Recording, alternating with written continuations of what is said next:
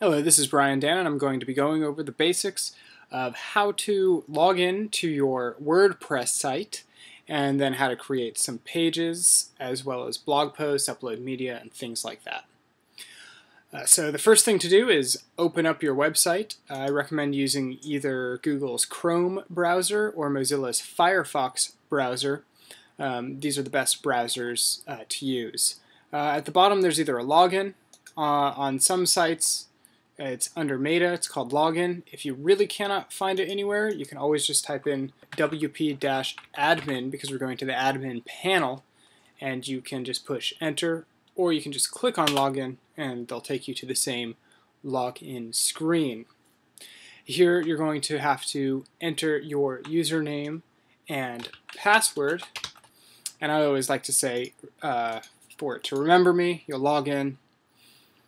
And then in Firefox and Chrome, you'll get this little pop-up screen that asks you if you want to save the password. I always like to save the password. If it's on your personal computer, that's totally fine. If it's a shared computer, you do not want to do that, of course. And now you're in the admin panel. This is where you will do most of the work on your site, creating content and posts, arranging content, and things like that. And what we're going to do first is go over how to create a new blog post, and this is what will show up in the blog section of your site. Up here on the right, you can see that there's new post.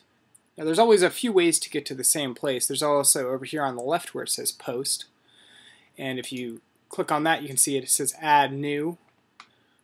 So either way, you can click on add new over here, or you can, in the top right, click new post.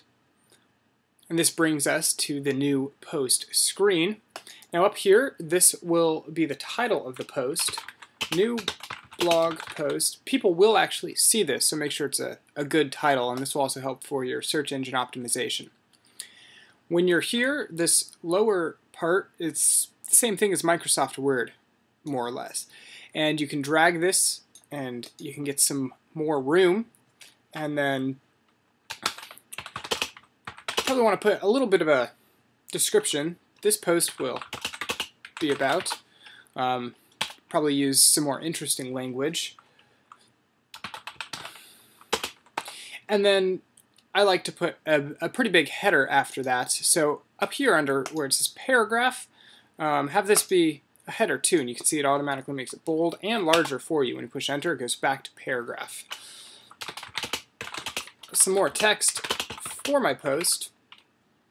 And so now you can add a picture by going to the right of upload and insert. If you mouse over this and just hold it, you'll see what it does, add an image. So I'm going to select a file from my computer.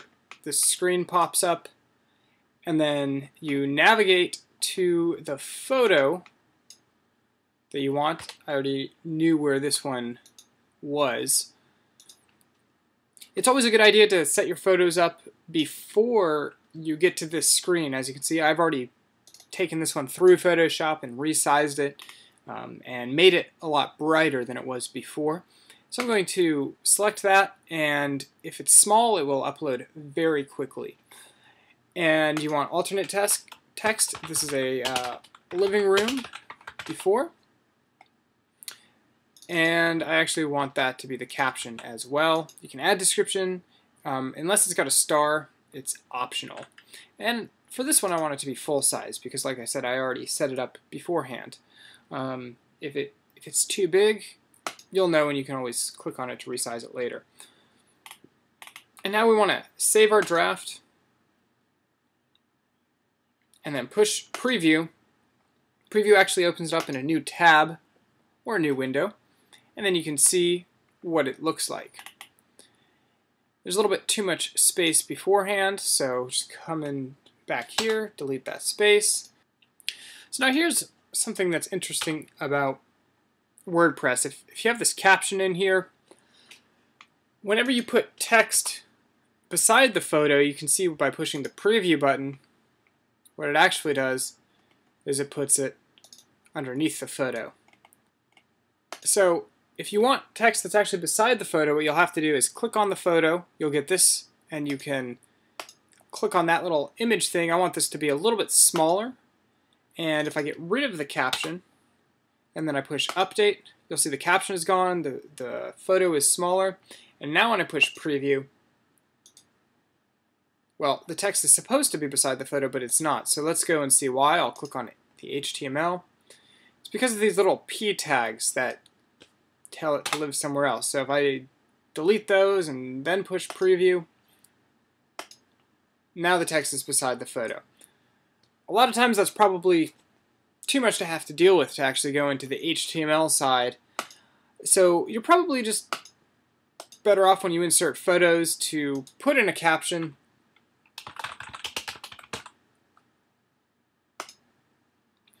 And then we'll take a look at the preview again. And you can see the text is now beneath the photo. And you can just know that this text is actually beneath the photo. It's a little confusing. Unfortunately, that's how WordPress just tends to operate. So now we know that this text is below the photo. And then you can push enter. And then I'm going to talk about a new subject. So this new subject, I actually want it to be a heading 3. It usually works where you have header 2 and then header 3. And then if you want other stuff, then you can go back and do header 2 or header 3. This is going to be more about the living room. And then if you push preview, you can see. And ideally, this would have a lot more content where you actually have a paragraph that you've written out there. And so that's how you do a basic post. And then once you publish that, it will actually end up in the blog section of the website. We don't have anything here yet. And you can also schedule posts by clicking over here where it says publish immediately. You can push edit and you can set a date and a time, push OK, and it'll actually schedule that. Otherwise, if you just leave it at immediately, whenever you push the blue publish button, that's when it will actually go live. Until then, no one can see it except for you, and only then when you're actually logged into the site. Now, before you publish the post, you're going to want to add some tags. These are just keywords as to what the post is about. I would say maybe 4 or 5 tags for each post. You're also going to want to give it a category. Make sure you do this before you publish it. It's just easier. You can always go back later as well. I'm going to save this draft.